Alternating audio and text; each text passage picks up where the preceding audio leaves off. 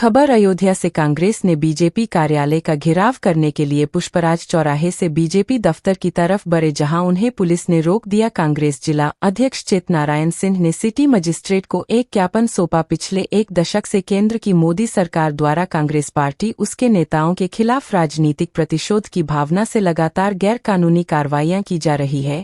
हाल ही में young Indian प्रकरण में माननीय न्यायालय ने स्पष्ट रूप से निर्णय दिया है कि सोनिया गांधी राहुल गांधी के विरुद्ध एड के कार्रवाई अवैध, दुर्भाग्यपूर्ण एवं क्षेत्राधिकार से बाहर है तथा इसमें मनी लॉन्ड्रिंग या अपराध की कोई आय नहीं पाई गई। इससे सरकार की बैडमिंटन पूरे देश के सामने उजागर हो गई। इन्हीं सब बातों का विरोध करते हुए आज कांग्रेस ने भाजपा कार्यालय गिरने की रणनीति बनाई थी।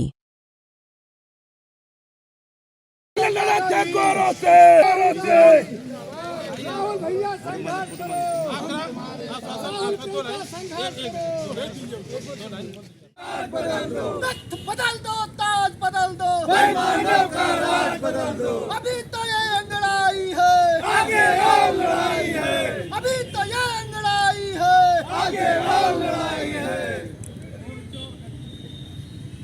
है। भारतीय जनता पार्टी के खिलाफ एक बड़ा दबाव जो भारतीय जनता पार्टी विपक्ष के नेताओं पर संवैधानिक पदों के अनुसार बैठ करके ईडी सीबीआई से कर रही है, इसके खिलाफ हमारा भारतीय जनता पार्टी के खिलाफ एक बड़ा रोष है। और वो बताना चाहते हैं कि ये अभी केवल अंगड़ाई है। अगर आपने अपनी हरकतें बंद नहीं की तो पूरे हिंदुस्तान में पूरा कांग्रेसी सड़कों पर उतरेगा। यही हमारा कि जो ईडी सीबीआई के बल पर विपक्ष के जितने भी नेता हैं उन पर फर्जी मुकदमे करवाना, फर्जी तरीके से उनको बदनाम करना, पूरे देश में उनकी छवि को गिराने का जो काम भारतीय जनता पार्टी कर रही है, उसके खिलाफ हमारा आज वो आज़ादी का आगाज़ है। इसमें सारे लोग शामिल हैं, हमारे पार्टी के जिला अध्यक्ष से लेकर के सारे अधिकारी, सारे पदाधिकारी शामिल हैं। नमस्कार, आप सभी का हम हार्दिक स्वागत करते हैं। आज जो ये प्रदर्शन हुआ है, ये मौजूदा सरकार भाजपा सरकार के ख़िलाफ़, जो लगातार भाजपा सरकार कांग्रेस पर और उन हमारे हाई कमान पर लगातार दबाव बना रही है। जैसे झूठे केस लगाना, ईडी और सीबीआई के फर्जी वाड़े के जो केसेस लगातार हमारी हाई कमान माननीय श्रीमती सोनिया गांधी और श्री राहुल गांधी अथवा उनके परिवार पर लगाया जा रहा है, उसके खिलाफ़ आज हम लोगों ने भाजपा कार्यालय अयोध्या के घिराव के लिए एक प्रदर्शन किया, जिसमें हमने समुचित पूरी एक व्यवस्था के साथ हम ये आगे बढ़ रहे थे कि हम किसी भी तौर से जाकर के और उस भाजपा को घिराव करें और उनको ये आने वाले समय में उनको हम एक संदेश ये देना चाहते थे, एक ठोस संदेश ये देना चाहते थे कि यदि इस तरह से लगातार पार्टी पर दबाव बनाया गया और पार्टी के ख़िलाफ़, हमारे नेताओं के ख़िलाफ़ अगर इस तरह से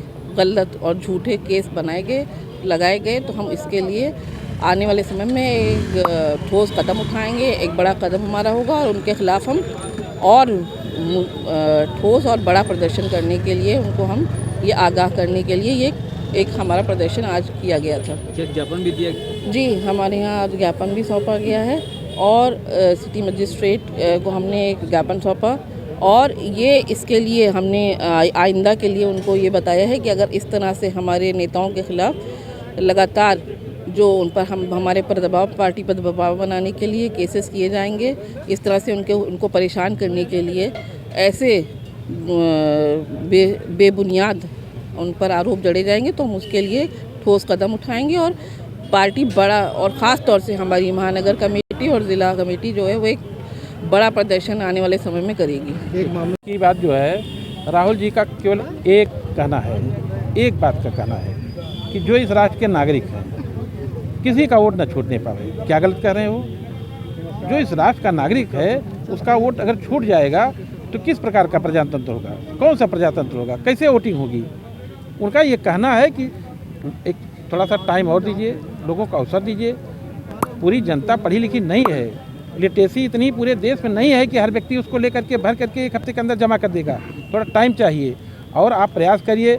इनको चाहिए कि इनके जो अधिकारी हैं, तहसीलदार हैं, उनसे ऊपर के अधिकारी, उनसे नीचे के अधिकारी, उनकी ड्यूटी लगा करके और माइक ले करके एक तरफ से पूछते हुए अगर किसी का वोट छूटा हुआ है उसके वोट को ये ले जाके बनवावें। तो राहुल गांधी को इस पर आपत्ति थोड़े है। उनका ये कहना है कि हर व्यक्ति का वोट बन जाए। क्योंकि हर गरीब व्यक्ति का अगर वोट नहीं बनेगा तो प्रजातंत्र के साथ बहुत बड़ा मजाक होगा। आज राहुल जी को, उनके परिवार को बार बार ईडी सीबीआई से परेशान करने की कोशिश करते हैं। अभी ये गए कोर्ट ने इनको संज्ञान में नहीं लिया। उसमें हम लोगों ने कहा आज हम भारतीय जनता पार्टी के कार्यालय को घेरेंगे। मनरेगा चल रहा था ना, मनरेगा महात्मा गांधी जी हमारे राष्ट्र के नायक हैं। गांधी जी जब निकलते थे तो देखते थे महिलाएं अर्धनग्न टहल रही हैं, गरीब महिलाएं अर्धनग्न टहल रही हैं। उन्होंने कपड़ा पहनना छोड़ दिया था, एक धोती पे पूरी ज़िंदगी काट लिए। इसीलिए मनरेगा की व्यवस्था कांग्रेस पार्टी ने लागू की कि जो हमारा गरीब तबका है उसको काम मिलेगा, काम के बदले उसको पैसा मिलेगा, अनाज मिलेगा, जिससे उसका जीवन यापन होगा। उसको भी ये ख़त्म कर रहे हैं। पहले नाम बदल रहे हैं, उसमें जो परसेंटेज है प्रदेश का उसको कम कर दे रहे हैं। मतलब धीरे धीरे उसको इतना लचर करके ख़त्म कर देना चाहते हैं कि जो हमारा गरीब तबका है उससे वो वंचित हो जाए। कांग्रेस पार्टी द्वारा जो है, जो वर्तमान सरकार है भारतीय जनता पार्टी की, आए दिन कुछ न कुछ जो है विवाद खड़ा करती रहती है। आप देख रहे होंगे कि पिछले दिनों ये जानकारी में आई है बात कि जिस प्रकरण का निक्षेप हो चुका है, यंग इंडिया प्रकरण, उसको न्यायालय ने जो है अपने स्तर से गांधी परिवार को जो है वो निर्दोष पाया है। फिर उस जो है गांधी परिवार का आदरणीय श्रीमती सोनिया गांधी को और राहुल गांधी का नाम उसमें घसीटा जा रहा है। ये उचित नहीं है। देश में काम कर रहे हैं आप, सत्ता में तो आप काम करिए, विरोध ही करना काम है। आपको सचेत करना, वो सचेत करती है। आप SIR को लेकर के देख लीजिए, कई प्रदेशों में राहुल गांधी ने उसका सर्वे कराया और बात जो है सच्चाई सामने आई निकल करके, फिर भी उसका आप लोग विरोध करते हो, तो ये गलत बात है। ऐसा नहीं होना चाहिए। एक मामला और बिहार